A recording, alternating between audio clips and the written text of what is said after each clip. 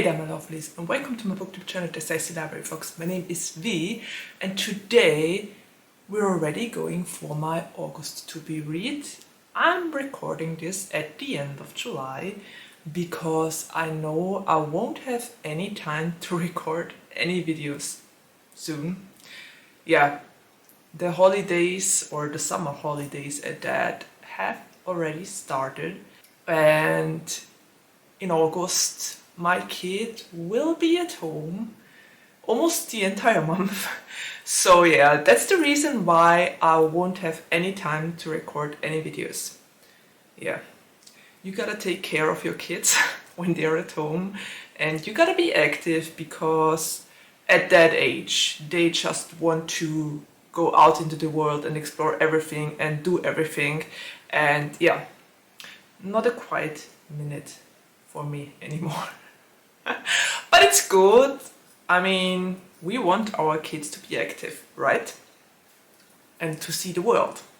So yeah, there's that. I'm recording this ahead of time. I hope I will be able to find another quiet minute before it's August to already record my September to be read. But I guess we will see. That's already very ambitious for me.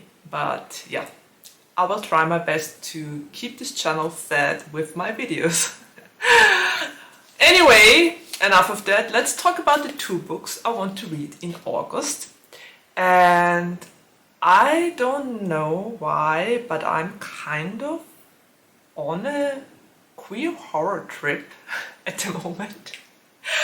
I totally found the genre of queer horror and discovered it for me, and because of that I decided I would go for a book that falls into that category in August as well. We're far away from Halloween, but I don't care. I'm such a mood reader and I found this one at my library, so I just had to borrow it because it's Don't Let the Forest In by C.G. Drews. And this one is actually on my 2025 to be read, I think. So that's great. I will be able to tick off another book of my to be read. And I don't know if you know that about me, but I've been following C.G. Drews' blog for quite a while. In the earlier days, we even commented on each other's blogs. I'm so proud of every author friend who manages to get out a book. And this is just amazing that I'm actually holding this one in my hands and that it got out into the world. So yeah, anyway, enough of that. What is the book about? Well, it's basically about two boys named Andrew and Thomas, and they are besties and have been for quite a while. And Andrew is more the writer kind of type. He writes scary fairy tales, and Thomas is the artist and he draws the monsters from Andrew's stories. So that's really fun because they connect through their creativity. And yeah, everything would be fine, but then one day Thomas comes back from his family and his abusive parents have gone missing, and Thomas is behaving weirdly. He doesn't draw as much anymore as he used to, and he is disappearing into the forest in the night. So Andrew kind of gets very worried about him and decides to follow him into the woods. And turns out the reason why Thomas stopped drawing the monsters from Andrew's fairy tales is the fact that they have become real. So the two boys spent their nights fighting the monsters Thomas drew and they get closer and closer, and they get more and more obsessed with each other.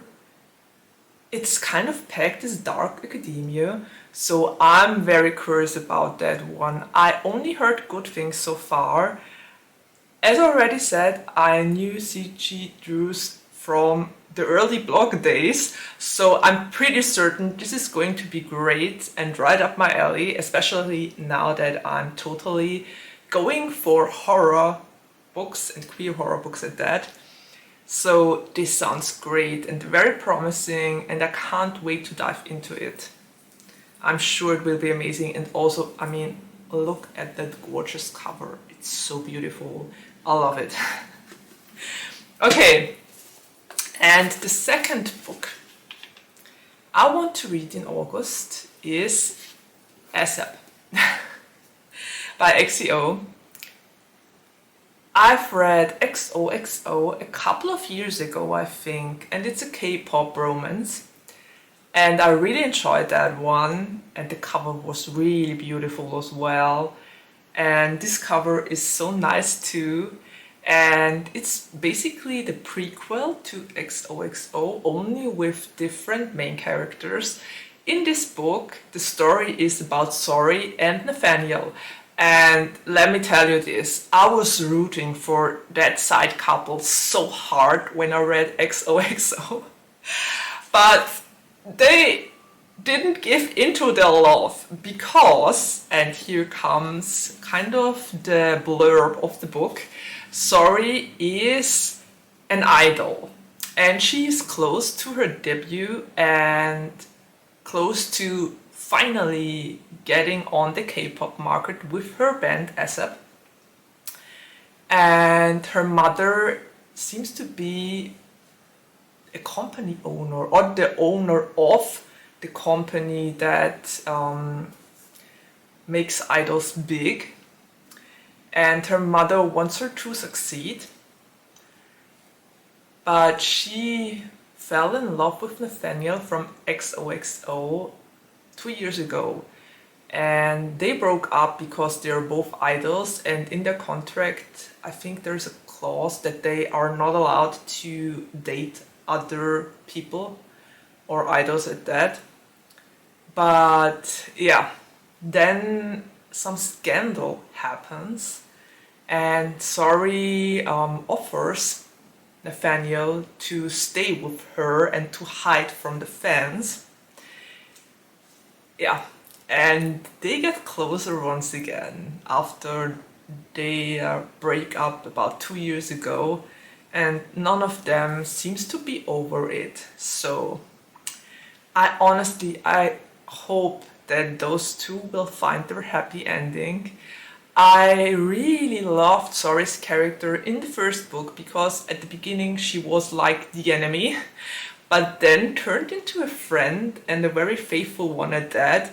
So I really liked it, and Nathaniel is basically the bad boy of XOXO. So I really liked him, and he has, I think if I remember it correctly, he has American roots, and he isn't all too bound to the rules of K-pop because of that, and doesn't consider to be them that serious, I think, which was one of the main reasons Sori broke up with him, because she didn't want to stand in the way of his career and also of her own. But the chemistry in XOXO was definitely there, and I'm so ready to find out if they will get their hair and how they will get it. So yeah, very pumped for this one and also for this one. Those are the two books I want to read in August. I can't believe I'm already speaking about my August reads. But here we are. The year has gone by so quickly. It's kind of scary, actually. Anyway, I want to read those two books in August. I would love to hear if you've read one of those already, if you liked it or not, and also what are you going to read in August? Are you on the romance train as well, or are you on the queer horror train? I mean, I'm obviously on both trains right now, which is a weird combination, but it works for me as a mood reader, so we'll just go with that one. And yeah, I think that's it. We're already at the ending of my video and there's nothing left to say except of take care, stay healthy and safe, and see you around the next time. Bye!